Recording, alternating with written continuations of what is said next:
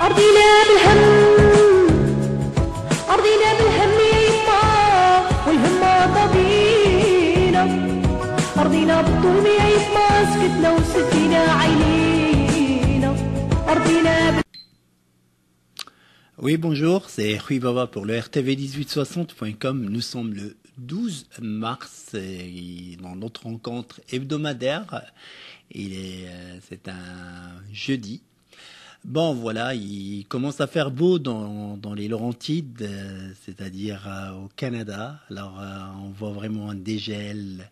Et c'est très agréable de voir ça, ça veut dire que le printemps n'est pas loin. Et juste pour votre information, l'été ici est très très très agréable.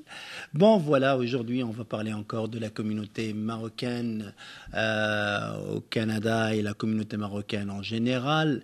Et je voulais juste un peu, parce qu'on suit les articles qui sont en arabe et en français sur le Maghreb al-Mulahid et le Maghreb Observateur. Alors voilà, on parle d'un autre sondage là où il y avait 2073 personnes qui ont participé sur nos 3 sites pour la question sur le soi-disant conseil des Marocains à l'étranger.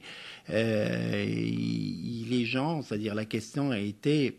est-ce que les gens, êtes-vous d'accord pour le choix des membres qui composent le soi-disant conseil supérieur? Tout est supérieur. Je vois pas la supériorité où il est, mais vous savez, on va dire supérieur. Ok, bon, bientôt ici. Mais il commence à être inférieur de tout ça. Alors, de la communauté marocaine à l'étranger.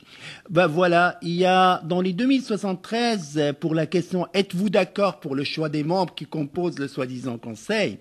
Bon, il y a 107 personnes, c'est-à-dire 5,2% ont été indifférents. Et ça, je tiens à ouvrir une parenthèse que beaucoup de Marocains, beaucoup de RME, ne connaissent pas ce conseil. Ils ne sont pas vraiment parce qu'ils sont tellement préoccupés dans leurs tâches, le quotidien et tout ça. Ils savent même pas ce qui se passe. C'est l'essentiel pour eux. Ils ont immigré pour chercher un morceau de pain. Ils sont en train de le chercher et vouloir s'en sortir un peu des problèmes à droite et à gauche. Alors, il y a 5,2, ils étaient indifférents, des personnes étaient indifférentes. Et 135 personnes, c'est-à-dire 6,5, ont répondu oui. Ça veut dire qu'ils sont d'accord avec ce choix-là. Mais il y a 1831 personnes, c'est-à-dire 88,3% ont répondu non. Et je pense quand même que le message est arrivé quelque part. Il est arrivé, c'est-à-dire que tout le monde sait que c'est pas la décision qui était, mais qui est mise en cause, mais c'est plutôt la manière comme il était faite par ces gens-là qui sont habitués. De toute façon, la corruption et la partisanerie fait partie de la culture de ces gens-là qui ont eu le mandat vraiment de faire des consultations. Ben, il y a même des gens même qui sont ici, il y a qui utilisent n'importe quoi pour pouvoir voyager au Canada, puis ils viennent ici, puis soi-disant, ils ont fait des consultations. Mais je peux vous dire, il n'y avait pas de consultation qui était faite. Le choix a été fait même avant même probablement que la décision soit officielle. Bon, et je dis bien que ce sondage explique cette colère que la communauté c'est-à-dire soit en Belgique, soit en France, soit en Hollande, soit en Allemagne. Et on voit vraiment, il y a un mouvement qui bouge de plus en plus. Et comme j'ai dit, les gens ne sont pas tous au courant parce qu'ils sont quand même préoccupés. Mais il y a des chiffres quand même, c'est très intéressant. Si vous voyez sur notre site, vous allez avoir des chiffres qu'on voit aujourd'hui qu'on représente presque 10% de la population marocaine. C'est-à-dire, il y a pratiquement 3,2 millions de Marocains qui sont à l'étranger.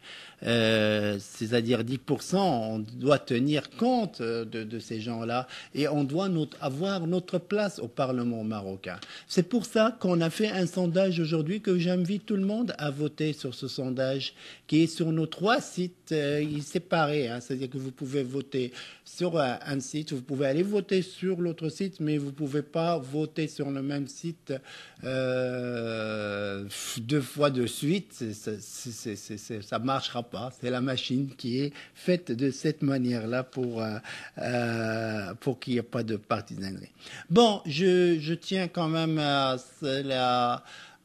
souhaiter, comme je l'ai fait soit en arabe, soit en français, le bienvenue à notre ambassadeur au Canada, Madame Shkroni. D'ailleurs, je dis très bien que nous sommes prêts à aider tout ce qui touche notre pays et tout ce qui touche, c'est-à-dire si on a eu quelque chose contre l'ancien ambassadeur, c'est pas contre le pays ni contre le représentant du pays, mais contre la personne comme telle. C'est une forme c'est-à-dire d'agressivité, de manque de professionnalisme.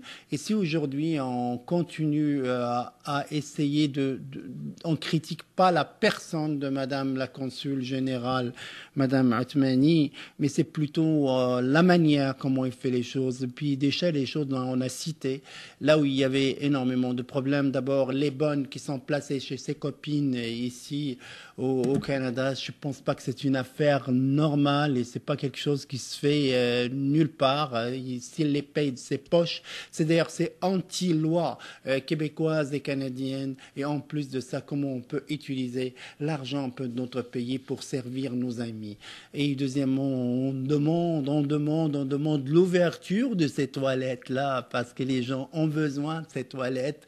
Alors, je ne vois pas pourquoi Madame la consul continue à croire, c'est-à-dire que voilà, il y a n'importe quel endroit public ici, on va soit dans un restaurant, dans un centre d'achat ou n'importe où, les toilettes sont quelque chose qui est aussi important que d'aller dans le restaurant. Je pense pas que c'est quelque chose on l'a inventé. Il y a des femmes enceintes qui vont à notre consulat. Il y a des femmes, il y a des enfants, il y a des gens qui ont du diabète, qui ont des choses, qui ont eu des problèmes. Alors quand on attend vraiment notre tour pour passer, je pense pas que c'est le moment, comme elle leur dit, traversez la route, allez-y dans l'hôpital en face pour quelque chose de naturel. On demande aussi, c'est-à-dire que Madame la consul, c'est-à-dire un peu, qu'ils sachent un peu que ces gens-là qui travaillent pour le consulat ne sont pas ses esclaves. Sont des êtres humains comme ici sont là, c'est pour gagner un morceau de pain. Ils sont là vraiment, ils sont là pas par choix. Ils sont là par obligation. Ils sont vraiment là pour gagner leur vie. Alors, vous savez, je tiens à dire qu'on n'a rien du tout contre la dame. On a beaucoup aussi sur ses fréquentations parce que, comme on a dit, vous savez que un ministre des Affaires étrangères, tout simplement, un ministre des Affaires étrangères du Canada, il avait une copine qui avait des relations avant même la relation avec Monsieur le ministre, qui avait des relations avec des gens des Hells, c'est-à-dire de la bande criminelle, les Hells. Et tout le monde connaît les Hells Angels, c'est ça. Alors, et ça, le ministre était même obligé, suite juste à cette relation avec avec cette dame-là, qui n'a absolument rien à voir, la dame, mais pour sauver vraiment la République. Il y a les 2 joueurs de hockey dernièrement, il y a le syndicaliste aussi dernièrement, et je dis que dans l'entourage, dans des gens que Madame la consul fait rentrer chez elle, dans le consulat, présente du monde un peu qui veulent venir me connaître notre pays, et leur présente un individu qui est vraiment quelqu'un, un sympathisant des Hells. Et puis, vous savez, dans le milieu du crime, on l'appelait Arachid, et il est là, c'est-à-dire, on parle pas d'un simple crime, on parle des relations avec avec du crime, avec des gens, des trafiquants de cocaïne, des trafiquants de drogue. Et ce n'est pas vraiment une bonne chose pour même la réputation de Madame la Consul. Ben voilà, je vous dis au revoir et à la prochaine. Et je souhaite une bonne fête à toutes les femmes à l'occasion du 8 mars. Merci, c'était Rui Baba.